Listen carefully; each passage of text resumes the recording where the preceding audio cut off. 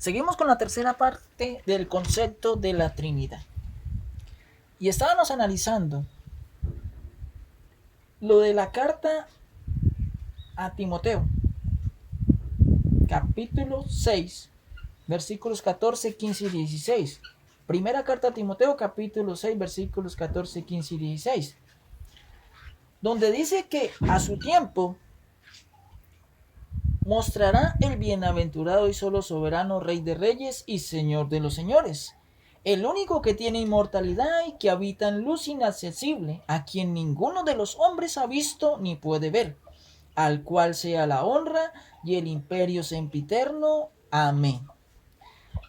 Dice el apóstol Pablo, a quien le fue revelado el misterio del evangelio del reino de Dios, porque a quien le fue revelado el misterio del evangelio del reino de Dios fue al apóstol Pablo. A él dice, con su letra y escrito en sus cartas, de que a él le fue revelado el misterio. Y Pablo conocía y entendía de que Jesús no es Dios o el Dios. Y dice que cuando surja el reinado de Jesucristo, cuando reciba autoridad, señorío, gobernación, poder y reino, y la iglesia, es decir, los que sean arrebatados cuando sea la segunda venida de nuestro Señor Jesucristo y suban a las nubes para recibirlo en el aire y para estar por siempre con el Señor, allí, en aquel suceso glorioso, empieza el reinado con Cristo. Porque Cristo sin la iglesia no puede reinar. ¿Cuándo será el reinado con Cristo? Cuando la iglesia esté con Cristo. Y esa es la promesa, y ese es el anhelo, y esa es nuestra mirada, que está puesta en las cosas de arriba, en las que aún no vemos, pero las contemplamos como si ya fuese.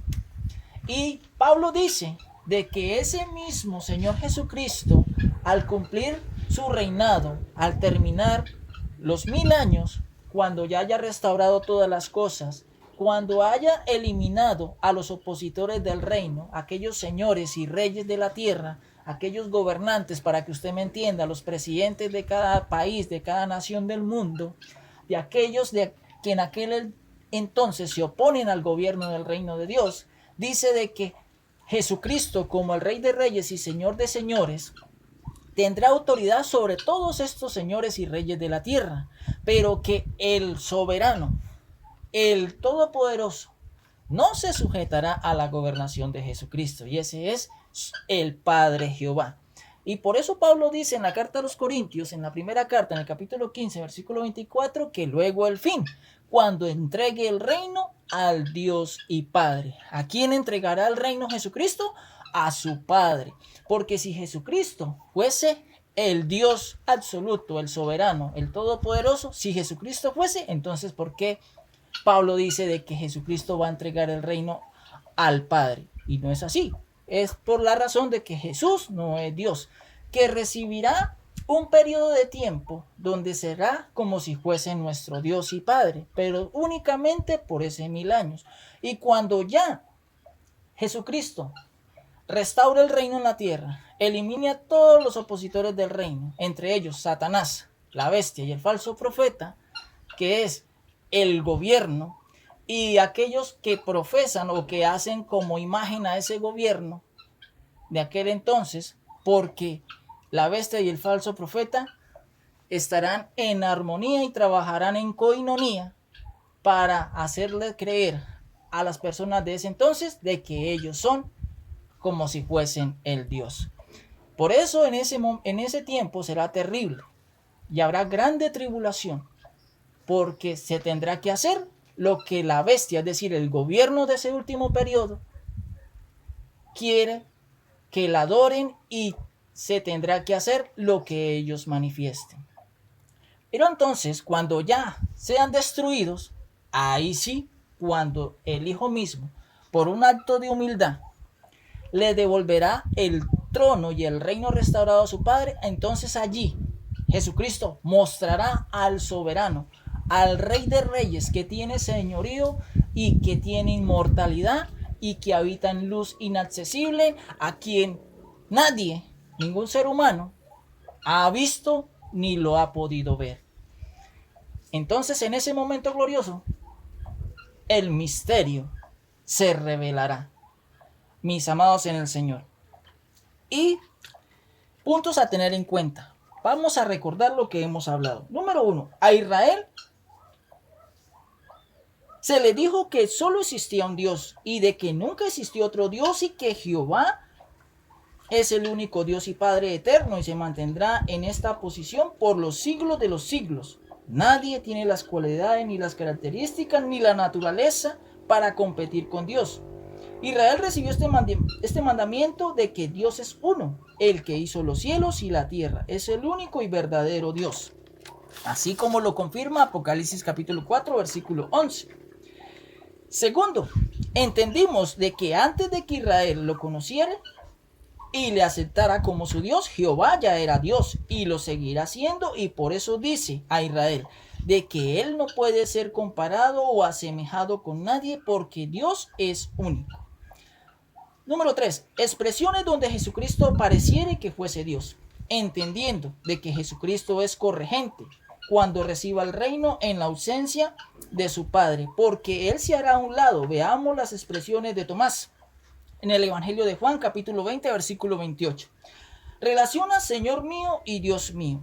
Es una expresión de asombro cuando nosotros vemos algo o sucede algo. Decimos, Santo Dios. Y el católico dirá, Virgen Santísima. A Tomás le sucedió un asombro al verle. Otra expresión en Mateo capítulo 28, versículo 19 es, él le dice a sus apóstoles, por tanto, id y haced discípulos a todas las naciones, bautizándoles en el nombre del Padre y del Hijo y del Espíritu Santo. Los unitarios dicen de que este texto no está en los escritos originales y no es así.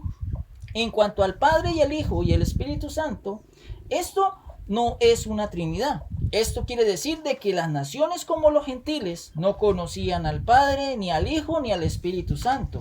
Ellos deben bautizarse en estas tres identidades, por cuanto no conocían ninguno. El Espíritu Santo no es una persona, es la esencia de Dios, es su poder, su fuerza y lo que lo hace Dios.